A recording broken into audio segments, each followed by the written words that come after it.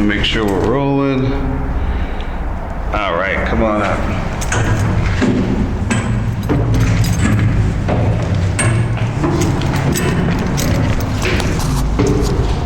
So now we're on the second story of the jail. And let me show you all this cell right over here. In here we have an ensuite bathroom. You can see where they had a shower, toilet, sink.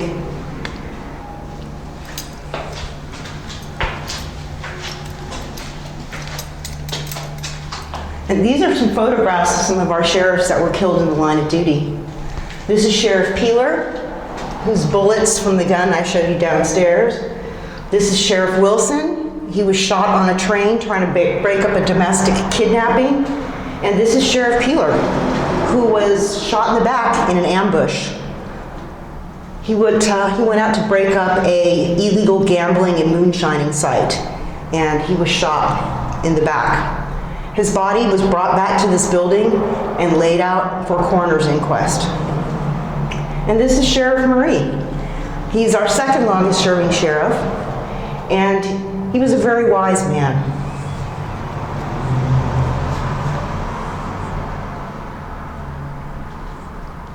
Awesome, thanks. Let's continue a little bit. Sure. All right, I'm going to take you over here to this row of cells and start you off with this. This is a passageway that has sewer pipes in it, but we keep it padlocked because it's too dangerous to go in there. This is what we would call a drunk tank, so you could put multiple prisoners in here. And in the 60s, we had an escape out of this very cell. You can see where they welded these pipes back in place, these bars, but the prisoners had gotten hacksaws and cut this out. Now, people were a lot smaller back then, so they were able to get out in this small space. They waited for the jailer to come up the stairs and hit him on the head with one of the bars, which almost killed the man. It gave him a skull fracture. And they were on the lam for about 2 weeks until they were picked back up. And you can see the welding marks where they put this back together. And they took the opportunity to create what we call a bean hole.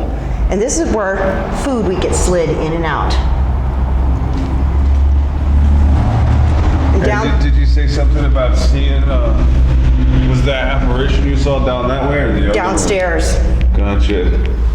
Just we can do a brief explanation of what's down this way. Sure. If you don't mind, thank you. Absolutely. And down here we have more cells. And there's some original graffiti in here that I think you'll find pretty interesting to look at.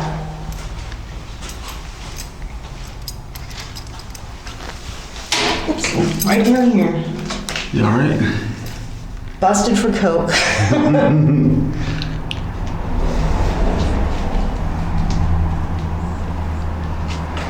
And some of the other cells have some really classic graffiti. Right here, counting off the days.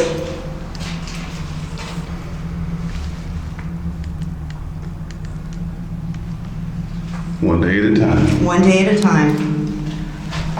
So this is leftover from 1972, and it's amazing that all the paint hasn't, come off. Right? Right? That is impressive. It is. And in here we have more graffiti in this cell. Johnny Bennett. Don't know who that is. But it took some time to wear that into concrete. Yeah, you don't see Johnny spelled like that too often. No. Pretty original. Here's Gary and Deb.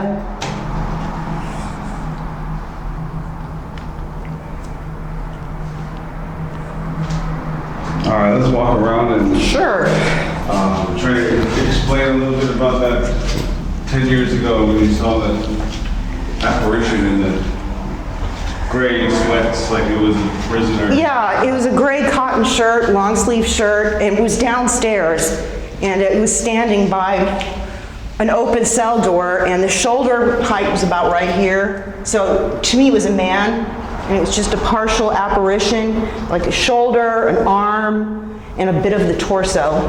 But as soon as I turned to look fully at it, of course, it disappears. That's just my luck.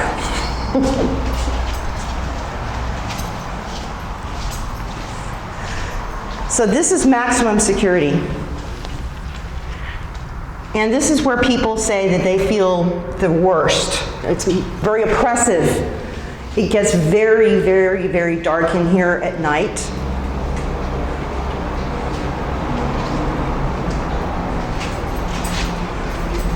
This jail was built by the Pauley Jail Company, and they're still in business to this day. They just finished building the Putnam County Jail. So you can see that these cells are very cramped, they're very dark, they're narrow, there is no lighting inside them, and you can imagine being a prisoner in here alone at night. If it's in the summer, it's really, really hot, and if it's in the winter, it can get really cold in here. Just because people think it's Florida, we get temperatures in the 30s. So this building gets very cold. What would you recommend to anyone that needs to do an extended stay here?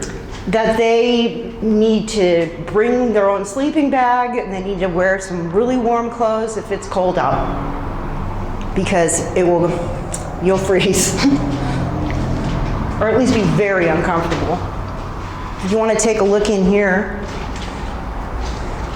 you can see how oppressive it is. The darkness is oppressive in there. Very. And we can wrap it up with you saying what was your name and Well, how long you been here again? my name is Vichy Gehrig. I've been here at this building since 2011. I'm the archive supervisor, and I would definitely invite you all to come and test your metal. Try and stay in the night in this place. Thank you so much. You're welcome.